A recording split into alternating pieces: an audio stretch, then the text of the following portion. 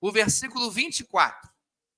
Marcos capítulo 5, versículo 24. O texto, ele vai falar assim. Todos acharam, amém? Ih, foi fraco. Acharam? Amém. Eu sei que você já achou que está projetado também, né? Fica mais fácil. Mas Marcos 5, capítulo 5, versículo 24. Vamos ler juntos? Bem forte?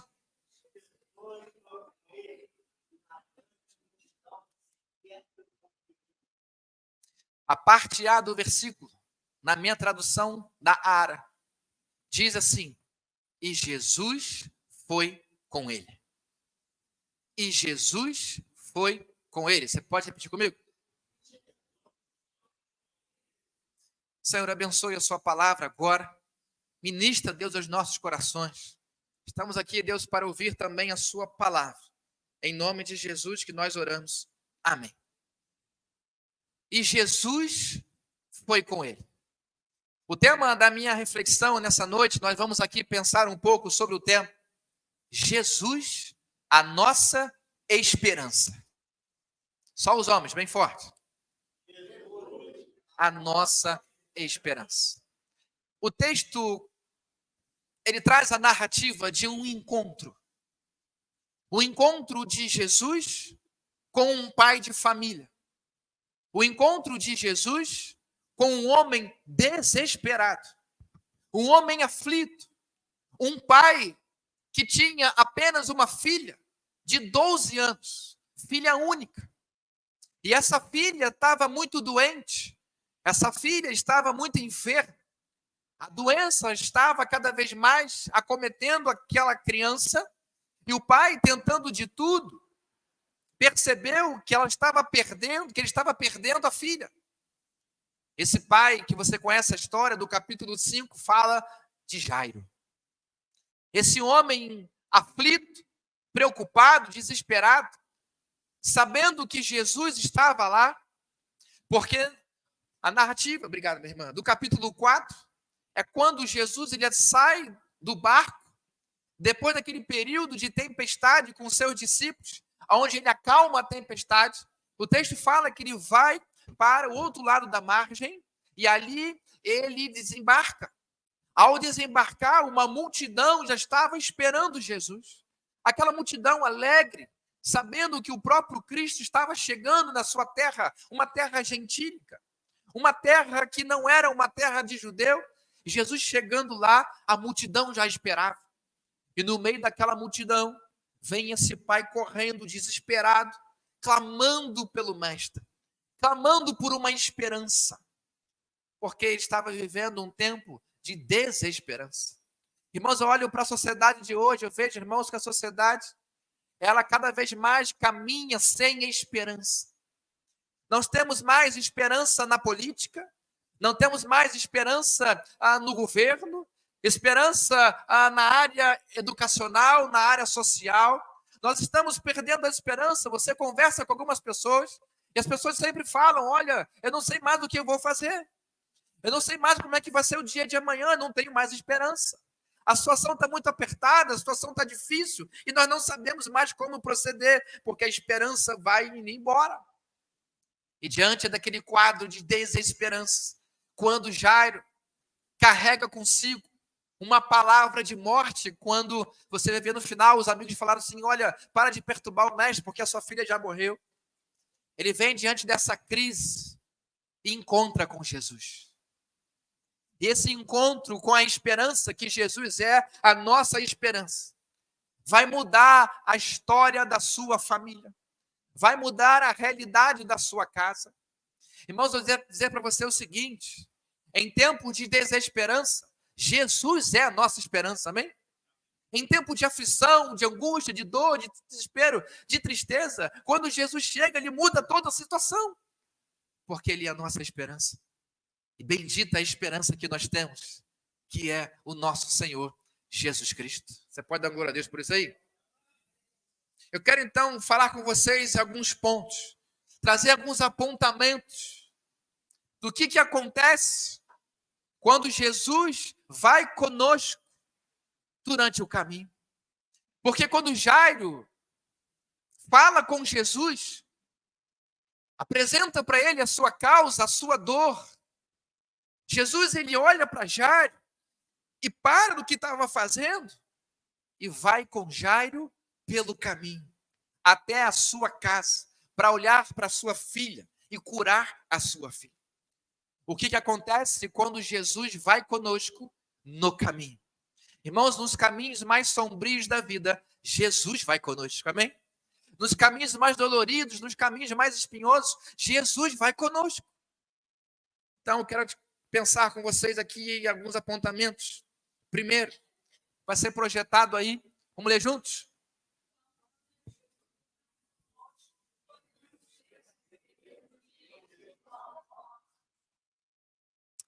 Quando Jesus vai com Jairo, Jesus está mostrando para Jairo que aquela dor tocou no coração de Jesus. A causa de Jairo tocou o coração do mestre. Ele se compadeceu com a família. Ele se compadeceu com a situação. Irmãos, a sua causa toca o coração de Jesus. Amém? A sua dor toca o coração do mestre. E por tocar o coração de Jesus, ele vai contigo no caminho. Ele não te abandona, ele não te deixa só, ele vai com você até onde você quiser. Jesus, olhando para a dor de Jairo, teve compaixão. Jesus tem compaixão com você, amém? Jesus sente a sua dor e ele vai com você. Irmãos, em nenhum momento, Jesus nos prometeu que nós não passaríamos por um tipo de problema. Em nenhum momento na palavra, Jesus não nos disse que nós ficaríamos isentos de dor, isentos de sofrimento. Mas ele garante a sua presença no sofrimento. Amém? Ele não nos isenta da dor, mas ele caminha conosco na estrada do sofrimento. Há uma promessa de Jesus para o seu povo que diz que ele estaria conosco todos os dias. Seja no dia bom ou no dia ruim, ele está conosco todos os dias. Jesus vai com você, porque ele se compadece com você. A causa toca o coração de Jesus, e assim, Jesus, olhando para Jairo, aquela causa tocou o seu coração, ele começou a andar com Jairo. Segundo apontamento que a gente vê aqui no texto, o que acontece quando Jesus vai conosco pelo caminho? Vamos ler juntos? Aqui no caminho, quando Jesus vai conosco, ele faz paradas no caminho. Isso aqui você precisa entender uma coisa. Jesus, quando anda conosco, ele sempre vai tratar algo do nosso coração. Ele vai fazer algumas paradas. Jesus está andando com Jairo e de repente aparece quem na multidão? Uma mulher que sofria há 12 anos com hemorragia. E essa mulher para Jesus no caminho. Enquanto Jesus está dando graça para aquela mulher, eu imagino o coração de Jairo.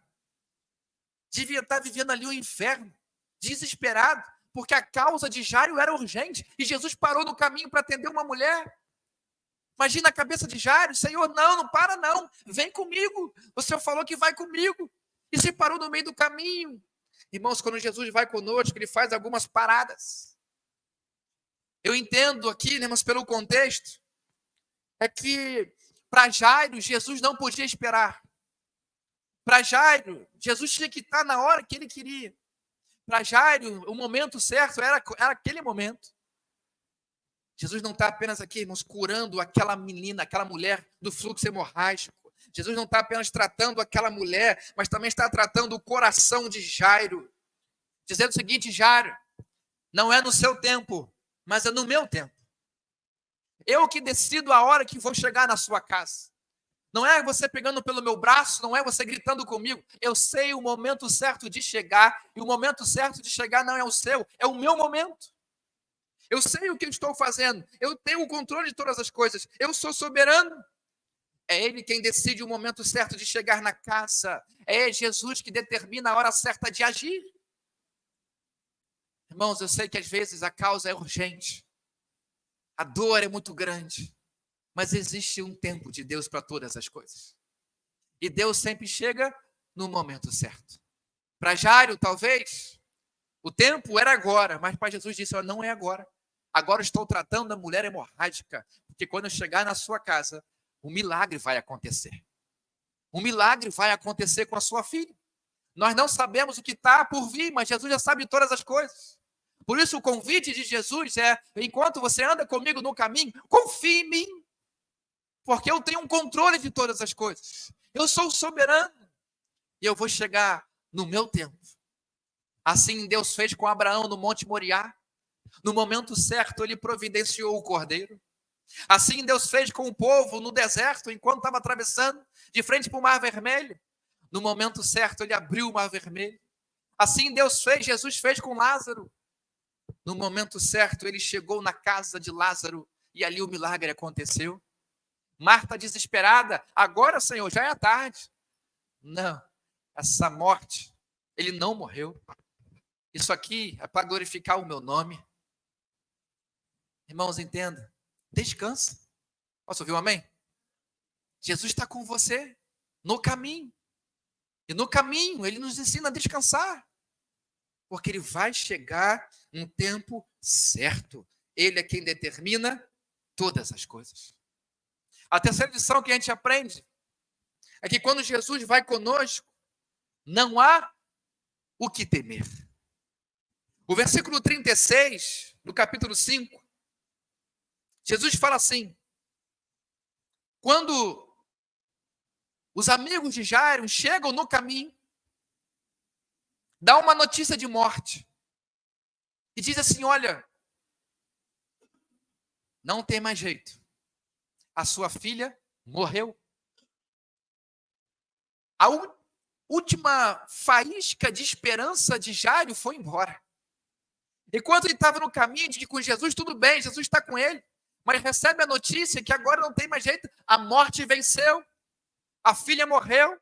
Os amigos anunciaram, como está aí no versículo 36, o 35, falava ele ainda, quando chegaram alguns da casa da chefe de sinagoga, a quem disseram, tua filha já morreu, porque ainda incomodas o mestre? Às vezes, irmãos, a situação está tão difícil, que você não consegue mais olhar para aquela situação e ver uma mudança, ver uma diferença, ver algo que pode acontecer, você já está tão mergulhado naquilo. Talvez a última faísca de esperança foi embora. Mas diante dessa palavra, Jesus escuta. E ao escutar essa palavra, Jesus ouve o recado. Mas em nenhum momento Jesus contesta a notícia daqueles homens. Jesus não fala com aqueles homens que deram notícia. Porque, irmãos, as más notícias não pegam Jesus de surpresa. Jesus sabe de todas as coisas. Ele não fica impactado com má notícia, porque ele sabe de todas as coisas. E ao ouvir aquela notícia ruim, ele se vira para Jairo. E dá uma palavra: Jairo, não temas, crer somente. Amém? Não temas, crer somente. Irmãos, diante da má notícia, não temas, creia somente. Diante de um quadro difícil, não temas, creia somente. Uma palavra encorajadora, uma palavra de fé. Jesus aqui trabalha a fé de Jairo. Jairo, a sua filha está morta, ok? Mas crê somente. Como crer diante da morte? Como crer diante de uma notícia de morte? Ei, Deus, eu estou vendo que a minha filha morreu. Como agora eu vou ter fé para crer que ela pode ressuscitar? Jesus trabalha o coração daquele homem, dizendo, olha, aumenta a tua fé. Crer somente. Diante dos desafios da vida, você precisa fazer somente uma coisa: crer somente. Jesus disse para Jairo, não temas, creia somente. Não temas, irmãos, é uma palavra muito forte. Como não temer diante da circunstância desfavorável. Assim, Jesus também fez com os discípulos lá no barco. Eu preguei semana passada. Ventos contrários, uma experiência de fé. Jesus, ao entrar no barco, deu a mesma palavra: não temas. Jesus, irmãos, ele é o antídoto de todo medo. Jesus, ele é a esperança do desesperançado. Jesus, quando diz não temas, é realmente para não temer, porque ele sabe o que está fazendo. O que está acontecendo? Jesus sabe. E a palavra de Jesus é: não temas, crê somente. Creia somente. Uma palavra, irmãos, que eu vivi essa semana. Estou experimentando aqui algo de Deus para a minha vida. Creia somente, pastor. Creia somente. Amém?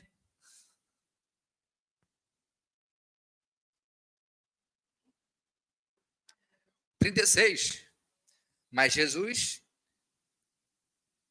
Projeta, por favor. Projeta, por favor, Bia. Aí, vamos ler juntos?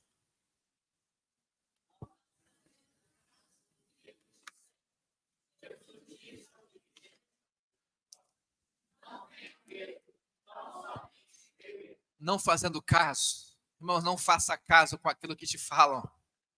Não faça caso com aquilo que você ouve de má notícia. Creia somente. Porque assim Jesus trabalha no nosso coração. Irmãos, a 1 Pedro, capítulo 1, versículo 3. 1 Pedro 1, 3. Na visão aqui dos seus amigos, a esperança havia se esgotado. Mas quando você olha para 1 Pedro, capítulo 1, versículo 3, irmãos, há um texto aqui que é um bálsamo para o nosso coração. Porque o texto vai dizer: bendito seja o Deus e Pai de nosso Senhor Jesus Cristo. Agora, vocês?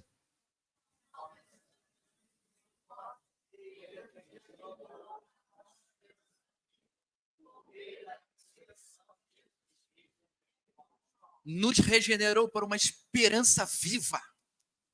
Falando aqui do contexto de uma ressurreição, mas a esperança em Cristo sempre é viva, seja para a ressurreição e seja para esse tempo, porque essa é a nossa maior esperança, de que um dia nós viveremos eternamente com o Senhor. Amém, igreja? Essa é a esperança do cristão. Tudo vai passar, mas um dia estaremos com o nosso Senhor, desfrutando do repouso celestial. Irmãos, não temas diante das más notícias. Creia somente, é a palavra de Jesus. E o texto ele vai continuar no versículo 41. Se você pular aí para o 41, Jesus ele entra na casa. Jesus dá uma palavra para Jairo: não temos que crer somente. Jesus continua com ele. Jesus não fala e para, Jesus fala e age. Uma coisa é você ouvir de alguém, de um conselho do teu amigo: ei, olha só, você está indo para um caminho errado, tá bom? Vamos fazer o seguinte, vou aqui orar por você, e você ora pelo teu amigo. E aí acaba por ali. Jesus não, Jesus deu uma palavra: não temas, mas fez alguma coisa, teve uma ação, teve uma atitude, foi até a casa. Precisamos, irmãos, ouvir e ter uma atitude.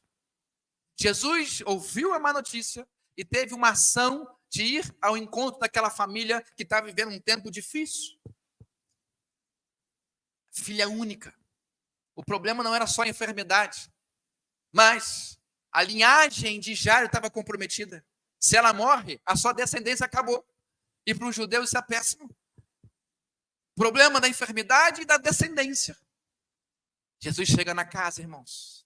E quando chega na casa, o versículo 40 fala assim, o 39. Ao entrar, disse: por que estáis em alvoroço e chorais? A criança não está morta, mas dorme. E riram-se dele. Tendo ele, porém, mandado sair a todos, tomou o pai e a mãe da criança, os que vieram com ele, entrou onde ela estava. Tomando-a pela mão, disse: Talita, cume, que quer dizer: menina, eu te mando, levanta-te. Imediatamente a menina se levantou e pôs-se a andar, pois tinha 12 anos. Então ficaram todos sobremaneira admirados. Irmãos, quando Jesus vai conosco, o choro da morte é transformado em alegria. O choro da morte é transformado em alegria. Aonde Jesus chega, tudo é transformado. Em meio a um coral da morte, onde estavam todos ali, erguendo aquelas vozes, dizendo que ela morreu, em meio ao coral da morte, ergue o solo da ressurreição. Jesus disse: não temas. Ela dorme, não morreu. Jesus vai lá e ressuscita aquela menina. Ele intervém, o desespero é estancado e a morte foi tragada pela vitória. Irmãos, o cenário não determina nada para o Senhor. Para os homens, o cenário é de morte. Mas Jesus olha para aquela situação e aproveita aquele cenário para mostrar para todos a sua glória. Todo cenário é uma oportunidade da manifestação do poder de Deus. Seja um cenário bom ou um cenário ruim, em qualquer cenário, Deus vai manifestar a sua glória. Em qualquer ocasião, Deus vai agir com o seu poder. Em qualquer circunstância, o Senhor vai agir com glória. E aqui Jesus agiu na casa, naquele momento de morte, e trouxe alegria e esperança para Jairo e para aquela família. Jesus chegou e o ambiente foi transformado. Irmãos, eu não sei como é que você está aqui hoje. Talvez viver um cenário como o de Jairo. Não que a sua filha esteja doente, não que você está vivendo um problema assim muito sério. Mas talvez o ambiente da sua casa é um ambiente de morte. É um ambiente de tragédia, é um ambiente de briga, um ambiente de intriga, um ambiente de dificuldade. É um ambiente de muita intriga, não há paz na casa, não há alegria, não há nada dentro do lar. Talvez é o casamento que está vivendo essa situação de crise. Talvez é a família que não está conseguindo lidar com as questões de situações. Perdão a voz. Mas eu quero dizer para você, irmãos, que Jesus vai chegar. Assim como Jesus chegou na casa daquele pai, onde o cenário era desafiador. E Jesus, ele chega e muda todo o cenário. O texto, irmãos, ele vai continuar, porque no 43 fala assim: mas Jesus ordenou-lhes expressamente que ninguém o soubesse e mandou que dessem de comer a menina. Jesus ordenou: olha, não conte isso para ninguém. Mas você vai ver na história que contaram para muita gente. Ele ordenou: olha, agora você vai dar de comer para a menina. Entenda, irmãos, que existem situações que realmente precisam do poder de Deus. Mas há situações que você e eu podemos fazer. A menina recebeu comida do pai, da mãe, não sei de quem estava na casa. Alguém ajudou, Deus o ressuscitou da morte, Jesus trouxe ela da morte. Mas agora entrega para os homens, agora cuidem dela. Lázaro um dia saiu do sepulcro, todo enfaixado. Naquela época o morto era envolto igual a múmia, né? Envolto lá de faixas, fedido. Estava vivo, mas com o ambiente ainda de morto, o aspecto de morto. E o texto vai dizer que quando ele sai do túmulo, da tumba, Jesus dá uma ordem para os discípulos: tirem as faixas. Tirem as faixas. E os discípulos tiraram as faixas daquele homem. Eu estou dizendo para você, irmãos, que Jesus, ele vem e age com aquilo que ele pode fazer, mas você precisa também olhar e entender que o seu amigo, o seu vizinho, aquilo que você está vivendo também pode ser alguém que pode te ajudar. Aí entra o nosso papel de ajudar pessoas, ajudar aqueles que estão sofrendo, estender a mão para aqueles que estão passando por dificuldade, estendendo a mão para aqueles que estão vivendo um tempo de dor. Quando olhamos, irmãos, para o sofrimento alheio, não podemos ficar de maneira alguma isento. Oramos pelo poder de Deus, mas estamos juntos, oferecendo um alimento, cuidando, abraçando, discipulando. Quando Jesus vai conosco, ele nos ensina que a igreja tem um papel de cuidar. Ei, de quem nós estamos cuidando? Será que os nossos olhos estão secos para o sofrimento do nosso irmão? Será que não conseguimos mais nos compadecer com o nosso próximo? Aqui Jesus nos ensina que no ambiente da morte, ele age com o milagre, porque o poder é só dele. Ele age com a intervenção, porque tem coisas que só ele pode fazer. Causas impossíveis é com o Senhor. E aqui era uma causa impossível. Era necessário o milagre do Senhor. Jesus opera com o milagre. Mas aquilo que é possível, ele foi dado ao homem. Você pode fazer. Irmãos, precisamos olhar para o nosso irmão com um olhar de compaixão. Quanta gente sofrendo sozinho, quanta gente sentindo dor sozinho, quanta gente que está caminhando sozinho durante a fé, Jesus aqui traz esse alerta que você e eu somos chamados para cuidar de pessoas, para cuidar de gente. O texto ele vai dizer também, no versículo 37, voltando para o versículo 37, capítulo 5, fala assim, ao 36, mas Jesus, sem acudir tais palavras, disse ao chefe da sinagoga, não temas, crê somente. Contudo, não permitiu que alguém os acompanhasse, senão Pedro e os irmãos Tiago e João. Jesus vai conosco pelo caminho. E no caminho, a igreja anda junto com o Senhor. Ele traz com ele Pedro, Tiago e João. Ele não vai sozinho até a casa. Ele é acompanhado desses 3 apóstolos. Contudo, não permitiu que alguém o acompanhasse, senão Pedro, Tiago e João. Líderes da igreja, homens piedosos, homens compassivos, homens cheios do Espírito Santo, foram com Cristo.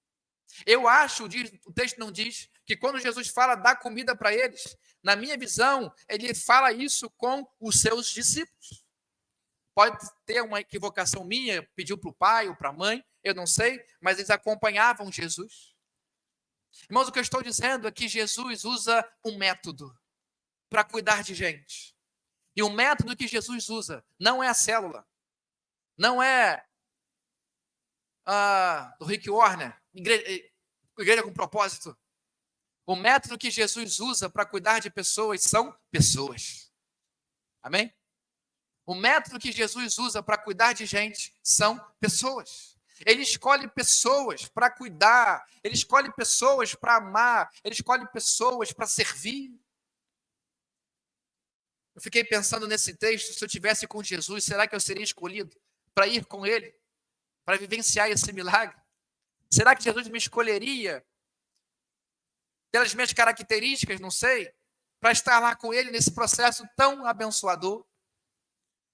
Eu quero, irmão, estar aonde Jesus está, amém? Que você caminhe aonde Jesus te mandar.